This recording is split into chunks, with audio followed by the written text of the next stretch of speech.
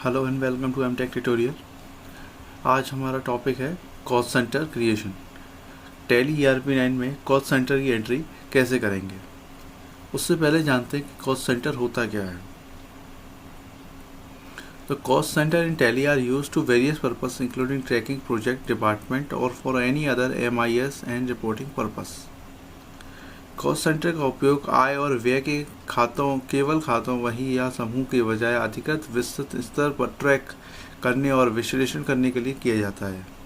वे आपको विशिष्ट विभागों, परियोजनाओं, कर्मचारी या किसी अन्य प्रशासनिक व्यवसाय खंड को लागत आवंटित करने की अनुमति देते हैं। यह बेहतर लागत प्रबंधन, प्रदर्शन मूल्यांकन और सूचित करने का निर्णय लेने में भी मदद करता है। आइए आसान भाषा में इसको कॉस्ट सेंटर को समझते हैं। कॉस्ट सेंटर क्या है। कॉस्ट सेंटर की एंट्री में क्या कर सकते हैं आप, जैसे कि आप मार्केट गए और आपने कुछ सामान खरीदा। अब वो सामान का आपने एक ही दुकान से खरीदा है तो पूरा का पूरा एक पेमेंट कर दिया आपने उसका सामान का, और आपने बिल मांगा उससे कि हर सामान का मुझे प्राइस लिख के दो एक बिल पे, ये इतने का है, ये इतने का है, ये इतने का है। अब घर आके आपने उस पर एंट्री करी तो आपने एक कॉस्ट सेंटर क्रिएट किया, परचेज अकाउंट, जिसमें आपने परचेज़ करी है।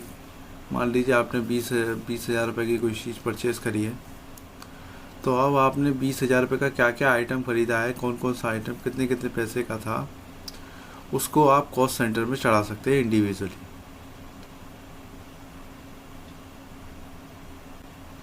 फॉर एग्ज़ाम्पल, मैं लैपटॉप ख़रीदने गया, तो मैंने एक परचेज़ करा। परचेज़ अकाउंट में मेरा लेज़र बनेगा 1,00,000 रुपये।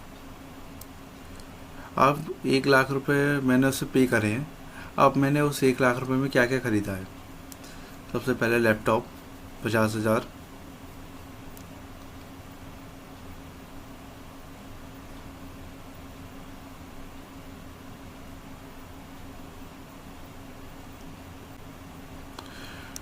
कॉस्ट सेंटर एंट्री हमें विगतवार एक अच्छी जानकारी देती है कि हमारा पैसा कहाँ कहाँ कितना कितना खर्च हुआ है। उसकी एंट्री हम कॉस्ट सेंटर के ज़रिए रख सकते हैं अपनी टैली ERP9 में। तो आइए समझते हैं टैली ERP9 की एंट्री कैसे करते हैं। और हम आते हैं टैली ERP9 पर आ गए हम। यहाँ से क्रिएट कंपनी करूँगा मैं।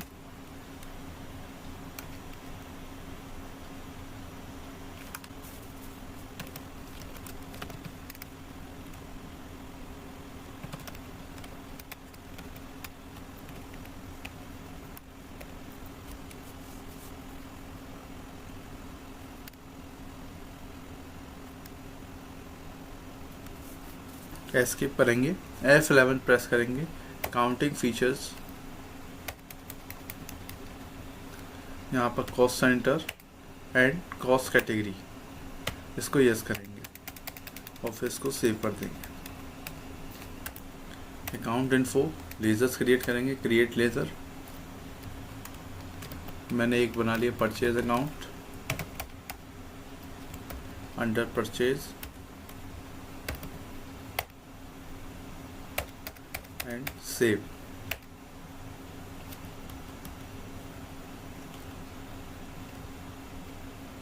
कॉस्ट कैटेगरी क्रिएट,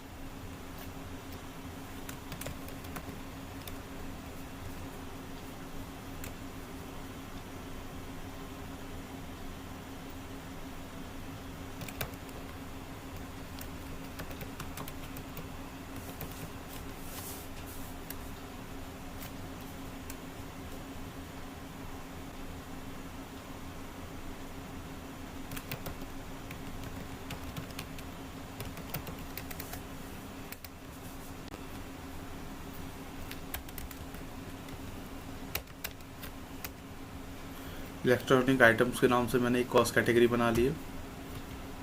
अब आएंगे cost centre, create cost centre. Category मैं लूँगा इलेक्ट्रॉनिक आइटम से जो मैंने अभी बनाई थी। अब उसके अंदर क्या क्या ख़रीदा है मैंने।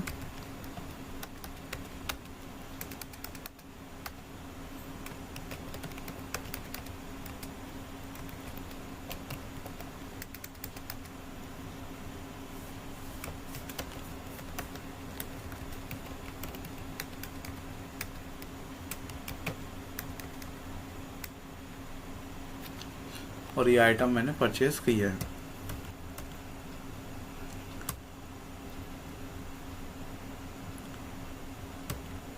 इसके बाद हम आएंगे अकाउंटिंग इन्फो में, F5 पेमेंट। यहाँ पर मैंने परचेज अकाउंट, परचेज कितना किया है, 1 लाख रुपए से परचेज किया है मैंने। यहाँ कॉस्ट कैटेगरी डालूंगा इलेक्ट्रिक आइटम्स। इलेक्ट्रिक आइटम्स में मैंने क्या क्या ख़रीदा है, लैपटॉप,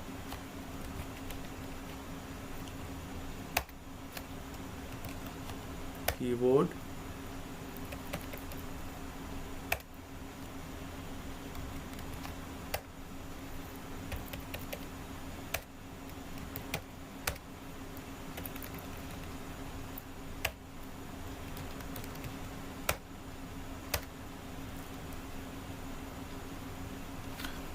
ये मेरा 1 लाख रुपए का पूरा हिसाब हो गया।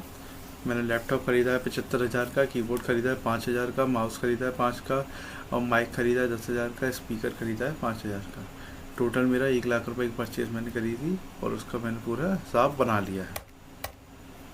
इसके बाद मैंने पेमेंट किया है कैश में, और इसको करेंगे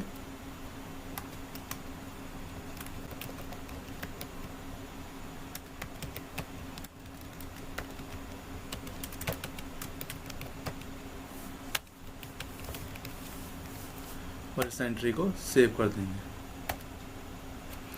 तो ये थी हमारी कॉस्ट सेंटर की एंट्री। अब हम कॉस्ट सेंटर की एंट्री को चेक कैसे करेंगे, तो हम आएंगे डिस्प्ले में, और डिस्प्ले में आने के बाद स्टेटमेंट ऑफ अकाउंट, उसके बाद कॉस्ट सेंटर और कैटेगरी समरी। ये हमारा कॉस्ट सेंटर की एंट्री को हम यहाँ पर चेक कर सकते हैं कि कहाँ कहाँ कितना कितना किस आइटम्स पे मेरा पैसा खर्च हुआ है। जैसे इलेक्ट्रॉनिक आइटम्स पे 1 लाख रुपए खर्च हुए हैं, मैंने क्लिक किया 5,000 रुपये कीबोर्ड पे, 75,000 लैपटॉप पर, माइक पर 10,000, स्पीकर पे 5,000 और स्पीकर पे 5,000। इस तरीके से हम अपना जो बैलेंस है वो देख सकते हैं कि कहाँ कितना पैसा हमने खर्च कर दिया है। तो ये है हमारा कॉस्ट सेंटर क्रिएशन की एंट्री। आशा करता हूँ आप सभी को समझ में आया हो। अगर ये वीडियो आपके लिए यूज़फुल रहा हो तो चैनल को लाइक करें, सब्सक्राइब करें, बेल आइकन पर प्रेस करें और बने रहें हमारे साथ। Thank you, have a nice day.